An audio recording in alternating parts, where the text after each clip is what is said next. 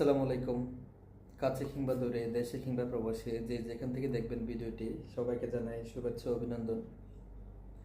আপনারা জানেন বিগত দিনে আমি সমসাময়িক বিষয় নিয়ে ভিডিও তৈরি করতাম, আপনাদেরকে বিভিন্ন পরামর্শমূলক কথাবার্তা বলে।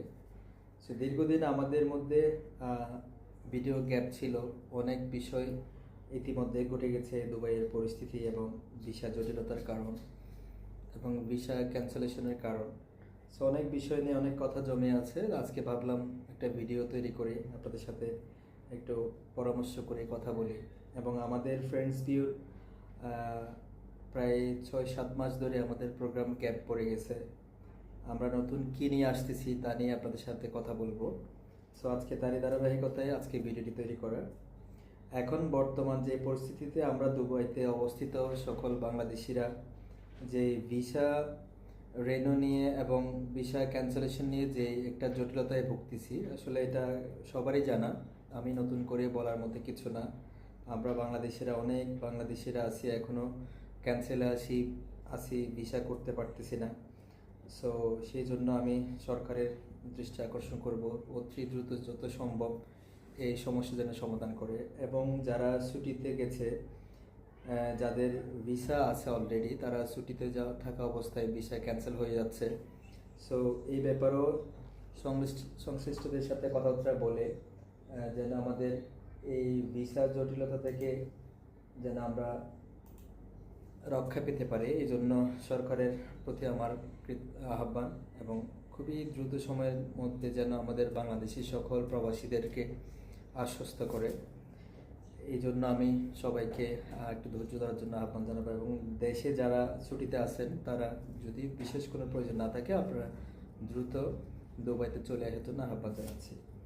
এবং আর যারা এখন দেশে যেতে চাচ্ছেন, সো আমি বলবো এখন দেশে না গিয়ে কিছুদিন পরে আপনারা যান, যখন পরিস্থিতি স্বাভাবিক হবে তখনই যান, সেটাই ভালো হবে। আর পরিশেষে কথা হচ্ছে, আমার প্রফেশন আপনারা সবাই জানেন, আমরা মিডিয়া অ্যান্ড ইভেন্ট কোম্পানি। তো আমাদের দীর্ঘদিন ধরে আমাদের অনুষ্ঠানে গ্যাপ ছিল। রিসেন্টলি দুবাইয়ের যুদ্ধবিরতির কারণে আমাদের প্রোগ্রামগুলো করা হয় নাই। সো সামনে আমাদের আবারও সেম প্রোগ্রামটি আসতেছে নভেম্বরের 19 তারিখ, ইন্টারন্যাশনাল মেন্স ডে সেলিব্রেশন উপলক্ষে, ইন্টারন্যাশনাল মেন্স অ্যাওয়ার্ড। সো আমি এই দুবাইয়ের ফ্যাশন প্রেমী ভাই বোনদের জন্য একটি সুখবর দিতে চাই। যারা ফ্যাশনকে পছন্দ করেন, যারা photoshoot, modelling, fashion show, ramp যারা পছন্দ করেন, তাদের জন্য একটি সুবর্ণ সুযোগ নিয়ে আমরা হাজির হচ্ছি। আমি আগে একটা ভিডিওতে বলেছিলাম, আমরা একটা স্টুডিও সেট আপ তৈরি করেছি। যারা আগ্রহী ফটোশ্যুট করতে, যারা ফ্যাশন শোতে পার্টিসিপেট করতে চান, আপনারা আমাদের সাথে যোগাযোগ করতে পারেন।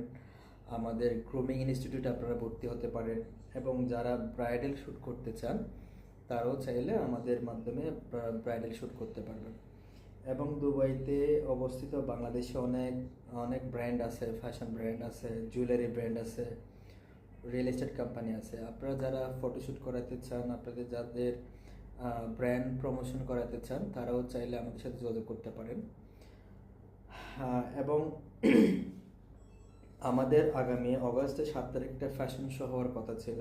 এটা অন্য একটা কোম্পানির একটা অনুষ্ঠান, অ্যাওয়ার্ড সেরেমনি। ওই প্রোগ্রামে আমাদের ফ্যাশন শো করার প্ল্যান ছিল বা কথা ছিল। আনফর্চুনেটলি আমরা ফ্যাশন শুটিং করতেছি না, তার জন্য আন্তরিকভাবে দুঃখিত। আমাদের সবসময় আমরা নিজেদের কাজ নিজেরাই করি। তো আমাদের একটা প্ল্যানিংয়ে আছে, আমরা দুবাই ফ্যাশন উইক নামে একটি প্রোগ্রাম করেছিলাম, যে এই প্রোগ্রামে অপবিশ্বাস এসেছিল, আপনারা জানেন। সো এইবারও আমরা দুবাই ফ্যাশন উইক এবং বাংলাদেশ ফ্যাশন উইক এরকম একটি প্ল্যানিংয়ে আছি। তো ইনশাল্লাহ আমি ভিডিও বার্তার মাধ্যমে এবং আমার ফেসবুক পোস্টের মাধ্যমে জানিয়ে দেব। আপনারা সবাই আমাদেরকে যেভাবে ফলো করেন, সো আমরা এখানে আপনাদেরকে জানিয়ে দিতে চেষ্টা করব। এবং আমাদের অ্যাওয়ার্ড শোর সব কিছু প্রস্তুত চলতেছে। আগামী 19 নভেম্বর ইন্টারন্যাশনাল মেন্স ডে উপলক্ষে মেন্স অ্যাওয়ার্ড গত বছর আমরা করেছি, আপনারা খুবই সাড়া দিয়েছেন, রেসপন্স করেছেন। সো এই বছরও তার ব্যতিক্রম নয়। ইনশাল্লাহ এই বছর আরও বড় কিছু হবে, আরও ভালো কিছু হবে, এটাও আমরা আপনাদেরকে জানিয়ে দেব।